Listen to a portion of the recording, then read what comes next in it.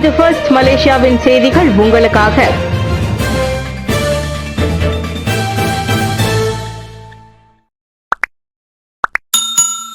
இன்று முதல் 3 நாட்களுக்கு சீன அதிபர் மலேசியா வருகை. சீன அதிபர் ஜி ஜின்பிங் இன்று தொடங்கி 3 நாட்களுக்கு மலேசியாவிற்கு பயணம் மேற்கொள்கிறார். மாட்சிமை தங்கிய மாமன்னர் சுல்தான் இப்ராஹிமின் அழைப்பை ஏற்று ஏப்ரல் 15 தொடங்கி 17ஆம் தேதி வரை அவர் இப்பயணத்தை மேற்கொள்ளவிருக்கிறார்.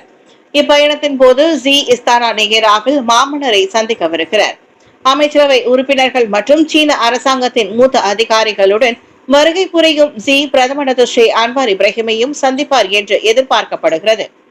இச்சந்திப்பின் போது இருவழி ஒத்துழைப்பு, வட்டார மற்றும் அனைத்துலக பிரச்சினைகள் குறித்து கருத்து பரிமாற்றம் ஆகியவை தொடர்பிலும் கலந்துரையாட திட்டமிடப்பட்டுள்ளது.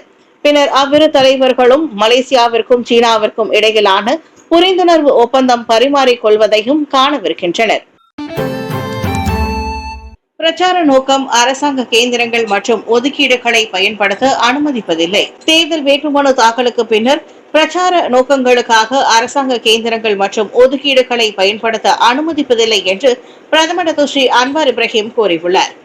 ஆயர்கூனிங் சட்டமன்றம் உட்பட தாபா நாடாளுமன்ற தொகுதியில் 33 மேம்பாட்டு திட்டங்களுக்கான 61,30,000 ரிங்கிட் ஒதுக்கிடுவதாக வீடமைப்பு மற்றும் ஊராட்சித்துறை அமைச்சர் நாங்கூர் மிங் அறிவித்தது அச்சட்டமன்ற தொகுதியில் வேட்புமனு தாக்கல் நடைபெறுவதற்கு முன்னதாக செய்யப்பட்டது என்று பிரதமர் தெளிவுபடுத்தினார். வேட்புமனு தாக்கலுக்கு பின்னர் தேர்தல் வரையில் அது அரசாங்கத்தின் முடிவாகும். அது வேட்புமனு தாக்கலுக்கு முன்னதாகவே அறிவிக்கப்பட்டது. ஆனால் அதற்கு பிறகென்றால் முடியாது என்று எச்சரிக்க வேண்டும் என்றார் அவர். சேந்தோகான் காசி 3.0 திட்டத்தின் கீழ் 33 பொது மேம்பாடு மற்றும் உள்கட்டமைப்பு திட்டங்களுக்காக வீடமைப்பு மற்றும் ஊராட்சித்துறை அமைச்சர் 61,30,000 ரிங்கிட் ஒதுக்கிடுவதாக கடந்த ஏப்ரல் 10ஆம் தேதி அறிவித்திருந்தார். 10 வயது பெண்ணை கடத்தியதாக சந்தேகிக்கப்படும் ஆடவர் கொல்லப்பட்டார். நேற்று அதிகாலை கிளாங் பண்டார் புக்கிட் திங்கியில் போலீசாருடன் நடந்த துப்பாக்கிச் சூட்டு சம்பவத்தில் 16 வயதான பெண் ஒருவரை கடத்திய வழக்கில் சம்பந்தப்பட்ட சந்தேகிக்கப்படும் நபர் ஒருவர் கொல்லப்பட்டார். அந்நபர் போலீசாரிடம் இருந்து தப்பிக்க முயல்வதற்கு முன்னர் கிளாங் ஜாலன்பாயு திங்கியில் 21 வயதான அச்சந்தேக நபர் இருப்பதை தமது தரப்பு கண்டறிந்ததாக புக்கிட் அமான் குற்றவியல் புலனாய்வு துறையின் உளவு மற்றும் செயல்பாட்டு துணை இயக்குநர் டாக்டர் ஃபடில் மார்ஷல் தெரிவித்தார்.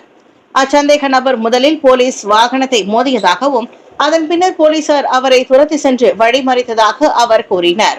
அங்கு போலீசாருக்கும் சந்தேக நபருக்கும் இடையில் துப்பாக்கிச்சூடு நடந்ததாகவும் அவர் குறிப்பிட்டார். இச்சந்தேக நபருக்கு 21 வயது, எந்த குற்றப்பதிவும் இல்லை. சிரம்பானில் நடந்த கடத்தல் வழக்கில் சந்தேக நபர் இவர்தாம் என்று நாங்கள் நம்புகிறோம். இது தவிர நாங்கள் பல சோதனைகளை மேற்கொண்டோம், சிலரை கைது செய்துள்ளோம். இச்சம்பவத்திற்கு பிறகு உடனடியாக நாங்கள் பல சோதனைகளை மேற்கொண்டோம் என்றார் அவர். அச்சந்தேக நபரின் வாகனத்தை சோதனை செய்ததில் அரை தானியங்கி கைத்துப்பாக்கியும் ஒரு பாராங்கத்தியும் கண்டுபிடிக்கப்பட்டன. பத்துமலை தமிழ் பள்ளியில் சித்திரை புத்தாண்டு கொண்டாட்டம். தமிழ் மாதங்களின் மகத்துவம் மற்றும் புத்தாண்டு சிறப்புகள் குறித்து மாணவர் பருவத்திலேயே பிள்ளைகளுக்கு உணர்த்த வேண்டும் என்ற பல சீரிய முயற்சிகளை பத்துமலை தமிழ் பள்ளி தொடர்ந்து மேற்கொண்டு வருகிறது. அதன் தொடர்ச்சியாக பிறந்திருக்கும் விஸ்வாவசு ஆண்டை முன்னிட்டு பல்வேறு கலை அம்சங்களுடன் நேற்று அப்பள்ளியில் சித்திரை புத்தாண்டு கொண்டாட்டம் சிறப்பாக நடைபெற்றது. கொண்டாட்டத்தின் முதல் அங்கமாக மயிலாட்டம் மற்றும் கரகாட்டத்தோடு மாணவர்கள் தலைமை ஆசிரியை இதர ஆசிரியர்களையும் முகம் மலர வரவேற்றனர். நிகழ்ச்சியில் தலைமை உரையாற்றிய பள்ளியின் தலைமை ஆசிரியர் சரஸ்வதி செங்கல்ராயன் புத்தாண்டு கொண்டாடுவதன் நோக்கம் குறித்து தெளிவாக விவரித்தார்.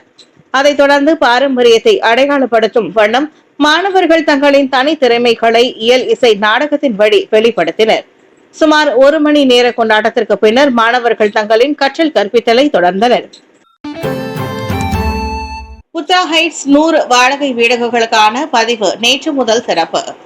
புத்ரா ஹைட்ஸ் எரிவாயு குழாய் வெடிப்பு சம்பவத்தில் பாதிக்கப்பட்ட மக்களுக்கு ஸ்லாங்கூர் வீடமைப்பு மற்றும் சொத்து வாரியம் LPHS வழி ஸ்லாங்கூர் மாநில அரசாங்கம் தயார் செய்த 100 வாடகை வீடுகளுக்கான பதிவு நேற்று முதல் திறக்கப்பட்டது. மாதத்திற்கு 850 ரிங்கிட் வாடகைக்கு 6 மாதங்களுக்கு சிபாங் போத வாரிசானில் உள்ள 1010 சதுர அடியிலான வீடுகள் வழங்கப்படுவதாக ஸ்லாங்கூர் மாநில வீடமைப்பு மற்றும் பண்பாட்டு ஆட்சிக்குழு உறுப்பினர் டாக்டர் போர்ஹான் அமான்ஷா தெரிவித்தார்.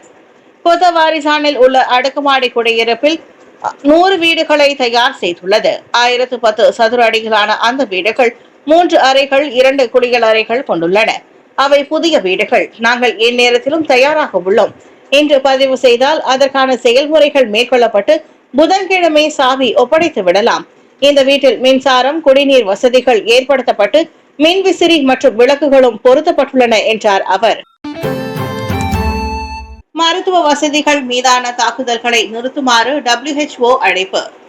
காசாவில் மருத்துவ வசதிகள் மீதான தாக்குதல்களை நிறுத்துமாறு உலக சுகாதார நிறுவனம் WHO டெட்ரஸ் அதனம் கேப்ரியஸ் ஞாயிற்றுக்கிழமை அழைப்பு விடுத்துள்ளார். அதிகாலை காசா நகரில் உள்ள அல்-அல்ஹி அரப் மருத்துவமனை மீது இஸ்ரேல் வான்வழி தாக்குதலை நடத்தியதை தொடர்ந்து டெட்ரஸ் தமது சமூக ஊடக பதிவில் அந்த அழைப்பை விடுத்துள்ளார். அனைத்துலக மனிதாபிமான சட்டத்தின் கீழ் மருத்துவமனைகள் பாதுகாக்கப்படுகின்றன. சுகாதார பாதுகாப்பு மீதான தாக்குதல்கள் நிறுத்தப்பட வேண்டும் என்று டெட்ரஸ் தனது பதிவில் குறிப்பிட்டுள்ளார். அதோடு நோயாளிகள், சுகாதார பணியாளர்கள் மற்றும் மருத்துவமனைகள் பாதுகாக்கப்பட வேண்டும் என்று தெரிவித்துள்ள அவர் உதவிகளுக்கான தடை நீக்கப்பட வேண்டும் என்றும் வலியுறுத்தியுள்ளார். இந்த தாக்குதல்கள் அறுவை சிகிச்சை துறை மற்றும் ஆக்சிஜன் பிரிவு உள்ளிட்ட முக்கிய மருத்துவ உள்கட்டமைப்பை சேதப்படுத்தின. மேலும் அந்த வசதிகளை மூட வேண்டிய கட்டாய நிலையும் ஏற்பட்டுள்ளது. தொடர் குண்டு வீச்சினால் ஒரு குழந்தை மருத்துவமனையில் இருந்து வெளியேற்றப்படும் போது உயிரிழந்தது. மருத்துவமனை வளாகத்திற்குள் அமைந்துள்ள ஹமாஸ் கட்டளை மற்றும் கட்டுப்பாட்டு மையத்தை குறிவைத்து தாக்குதல் நடத்தப்பட்டதாக இஸ்ரேல் ராணுவம் தெரிவித்துள்ளது. தாய்லாந்துக்கு பிரதமர் குறுகிய கால பயணம் மேற்கொள்வார். தமது சகாவான பண்டங்ரான் சினபாத்ரா மற்றும் ஆசியான் சிறப்பு ஆலோசகர் தக்ஷின் சினபாத்ராவை சந்திப்பதற்காக பிரதமர் ஸ்ரீ அன்வர் இப்ராஹிம் தாய்லாந்து பாங்காக்கிற்கு குறுகிய பயணத்தை மேற்கொள்ளவிருக்கிறார். அச்சந்திப்பின் போது மலேசியா தாய்லாந்துக்கு இடையிலான ஒத்துழைப்பை வலுப்படுத்தி தாய்லாந்தின் தெற்கு எல்லை பகுதியிலும் கிளந்தான் மாநிலத்திலும் உள்ள சுங்கை கோலோக் பிரச்சனையை தீர்ப்பதிலும் கவனம் செலுத்தப்படும் என்றும் அவர் தெரிவித்தார். அதிபர் ஷி ஜின்பிங்கின் வருகைக்கு பின்னர் ஆசியான் செயற்குழு ஆலோசகர் மற்றும் தாய்லாந்து பிரதமருடன் சந்திப்பு நடத்த குறுகிய பயணத்திற்காக நான் பாங்காக்கிற்கு செல்வேன். தெற்கு தாய்லாந்து மற்றும் கிளந்தானில் ஏற்படும் வெள்ளத்திற்கு காரணமான சுங்கை கோலோக் மற்றும் ரந்தோப் பஞ்சாங் பாலம் மற்றும் சுங்கை கோலோக் ஆற்றை தூர்வாரி சுத்தம் செய்வது குறித்து விவாதிப்பேன் என்றார் அவர். நேற்று புத்ரஜயாவில் நிதி அமைச்சின் மாதாந்திர கூட்டத்தில் உரையாற்றிய போது பிரதமர் அதனை கூறினார். மகிழ்ச்சியும் செழிப்பும் ஆண்டுதோறும் நிலைக்க விஷு வரவேற்றனர் மலையாள வம்சாவளியினர். கனி காணுதல், கை நீட்டம் போன்ற மரபு மாறாத அம்சங்களுடன் நேற்று விஷு புத்தாண்டை இனிதே வரவேற்றனர் மலையாள வம்சாவளியினர். நேற்றைய நாளின் மகிழ்ச்சியும் செழிப்பும் ஆண்டுதோறும் நீட்டித்திருக்க வேண்டும் என்ற பிரார்த்தனையுடன் இளம் தலைமுறையினருக்கு இப்பாரம்பரியத்தின் உன்னதத்தை உணர்த்தும் நோக்கத்துடன் AMMA எனப்படும் மலேசிய மலையாளிகள் சங்கத்தினருடன் இணைந்து SFTMA எனப்படும் ஸ்லாங்கூர் கூட்டரசு பிரதேச மலையாள சங்கத்தினர் இத்திருநாளை கொண்டாடினர். விஷு கனி காணுதல் இப்புத்தாண்டின் முதன்மை அம்சமாக திகழ்கிறது. அரிசி மற்றும் நெல் வைத்து தேங்காய் உடைத்து அதில் செம்பு, வெள்ளி காசு வைத்து வெள்ளை, தங்க நிறங்களிலான உடைகளை வைத்து சிறிய கண்ணாடி, கொன்றை பூ, நில விளக்கு, குங்கும சிமிழ் வைத்து காய்கறிகளை படைத்து இவை அனைத்தையும் பெரிய கண்ணாடியில் பிரதிபலிக்க செய்து பிரார்த்தனை மேற்கொள்ள வேண்டும் என்பது விஷு புத்தாண்டின் மலையாளிகள் தொன்று தொட்டு பின்பற்றும் ஒரு பாரம்பரியம் என்று ஸ்லாங்கூர் கூட்டரசு பிரதேச மலையாள சங்க துணைத் தலைவர் வேலாயுதன் சாமி விவரித்தார்.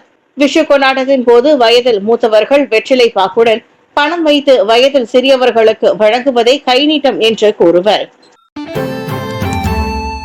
கனரக வாகனங்களுக்கு புதிய செயல்பாட்டு தர விதிமுறைகள் அறிமுகப்படுத்தப்படும். கனரக வாகனங்களுக்கான புதிய செயல்பாட்டு தர விதிமுறைகள் அடுத்த மாதம் முதல் அறிமுகம் செய்யப்படும் என்று சாலை போக்குவரத்து துறை JPJ தகவல் ஒன்றை வெளியிட்டது.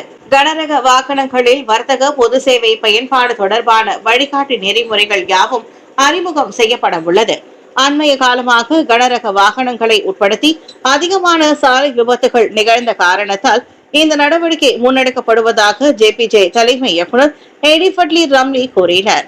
அதிகமான வேகத்தில் வாகனத்தை செலுத்தும் தரப்புக்கு எதிராக இந்த புதிய SOP மூலமாக கடுமையான நடவடிக்கை எடுக்க முடியும் என்று அவர் குறிப்பிட்டார். 7.5 டன் எடை கொண்ட கனரக வாகனங்களில் கூடுதல் கவனம் செலுத்தப்படும் என்று அவர் கூறினார். முன்னாள் பிரதமர் துன் அப்துல்லா அகமது பட்டாவி காலமானார். முன்னாள் 5வது பிரதமர் துன் அப்துல்லா அகமது பட்டாவி நேற்றிரவு 7:10 மணிக்கு தேசிய இருதய கழகத்தில் காலமானார். அத்தகவலை அவரின் மருமகன் கைரி ஜமாலுடன் தனது இன்ஸ்டாகிராம் பதிவின் வழி உறுதிப்படுத்தினார். துன் அப்துல்லா அகமது பட்டாவிற்கு 85 வயதாகும். 1939 ஆண்டு நவம்பர் 26 தேதி பினாங்கு பயன் லெபாஸில் பிறந்த அவர் முன்னாள் பிரதமர் துன் டாக்டர் மகாதிர் முகமது பதவி விலகியதை தொடர்ந்து 2003 ஆண்டு அக்டோபர் 31 தேதி தொடங்கி 2009 ஆண்டு ஏப்ரல் 3 தேதி வரை பிரதமர் பதவி வகித்தார்.